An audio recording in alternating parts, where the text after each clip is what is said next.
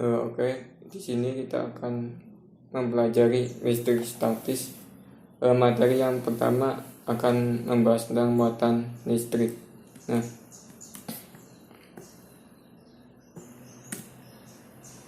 Nah, umumnya benda itu tidak bermuatan listrik atau dikatakan benda netral. Namun ketika suatu benda itu digosokkan atau digosokkan lah, benda itu dapat menerima elektron.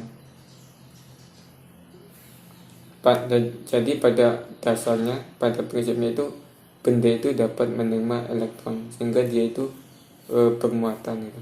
Nah, ini kan ada dua benda ya, ada batang dan ada lingkaran. Nah, si batang ini digosokkan dengan sama lingkaran ini. Mereka ini kedua-duanya awalnya netral. Nah, ketika digosokkan, elektron pada lingkaran ini berpindah ke batang ini. Nah, sedangkan protonnya ini bergeser ya karena ini ada interaksi.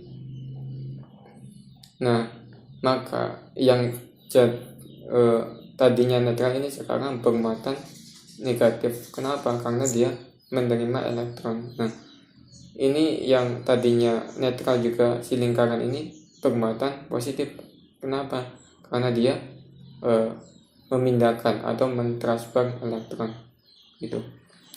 Jadi benda bermuatan listrik itu ada dua macamnya, yaitu bermuatan positif dan bermuatan negatif. Nah, dia itu bermuatan positif ketika si benda itu kekurangan elektron, dan dia bermuatan negatif ketika kelebihan elektron. Nah, tadi kan muatan itu ada dua, positif dan negatif. Nah, muatan itu kan muatan listrik ya, itu bisa saling berinteraksi. Nah, si kolom ini menyatakan suatu hukum untuk menjelaskan interaksi dari muatan-muatan listrik tersebut. Nah, dia menyatakan kalau dua buah muatan listrik saling mengerjakan gaya yang besarnya sebanding lurus dengan perkalian dua muatan dan berbanding terbalik dengan kuadrat jarak keduanya. Jadi dua muatan ini akan saling mengerjakan gaya. Nah, besarnya itu sebanding dengan perkalian dua muatan dan berbanding terbalik dengan kuadrat jaraknya. Secara matematis seperti ini. Nah, ini secara matematisnya. Gaya kolom ini ketetapannya, ini perkalian antara muatannya, dan ini kuadrat jaraknya. Iya. Nah, tadi kan muatan listrik kan ada dua ya, ada positif dan negatif. Nah, karena dia ini mengerjakan gaya ini berbanding dengan perkalian dua muatan, ketika muatannya ini berbeda, maka ada yang namanya gaya tarik menarik. Nah, ketika muatannya sama itu interaksinya itu tolak menolak gaya kolomnya itu. Nah, pada gaya kolom kan dia itu kan muatannya, interaksi antara muatan. Nah, ketika muatannya itu interaksinya, mediasinya itu vakum, maka K-nya ini sama dengan ini, 1/4pi epsilon 0. Epsilon 0 nya apa? Ini permitivitas vakum, nilainya ini ya, segini. Nah, kalau mediasi interaksinya itu pada bahan, K-nya ini tidak lagi ini, tapi epsilon 0 ini harus diganti dengan epsilon biasa. Kenapa? Karena pada bahan. Nah, karena pada bahan itu permitivitasnya berbeda atau relatif. Nah, pada setiap bahan itu beda-beda permitivitasnya. Nah, kan ini epsilon 0 harus diganti dengan epsilonnya. Epsilon ini itu sama dengan apa? Nah, ini epsilon relatif dikalikan dengan epsilon 0. Nah, pada muatan atau pada gaya kolom itu berlaku prinsip superposisi. Prinsip superposisi ini merupakan prinsip ketika muatan itu saling berinteraksi dan interaksinya itu bukan hanya muatan satu dengan satu, tetapi lebih dari satu muatan. Ya, nah ini ya.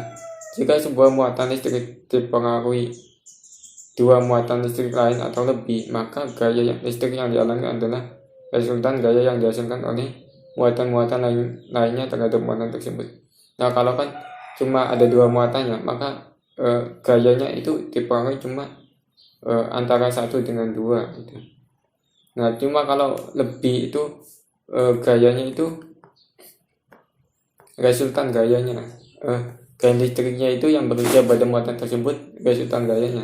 Nah, misal ini kan ada Q1, Q2, Q3, Q1 positif, Q2 negatif, Q3 positif. Nah, ini kan kita tinjau Q1 ya, gaya kolomnya itu seperti apa gitu pada Q1.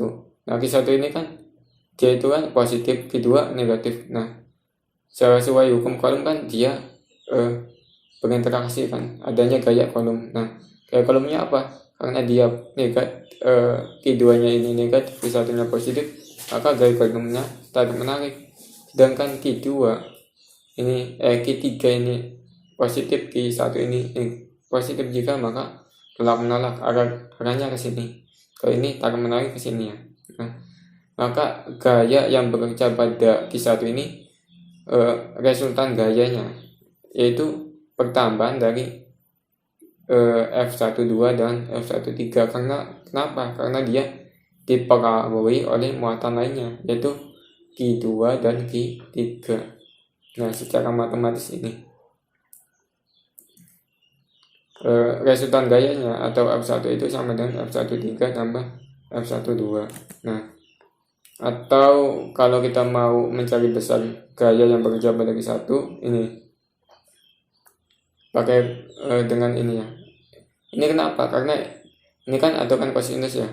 Besar, kita kan mencari besar dari resultan gaya. Nah, ini kan ini kan vektor.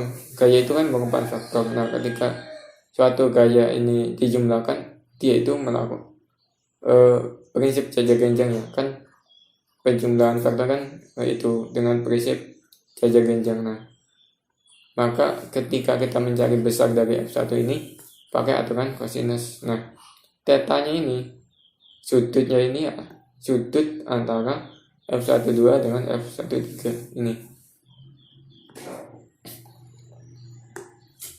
Mungkin cukup sekian. Terima kasih.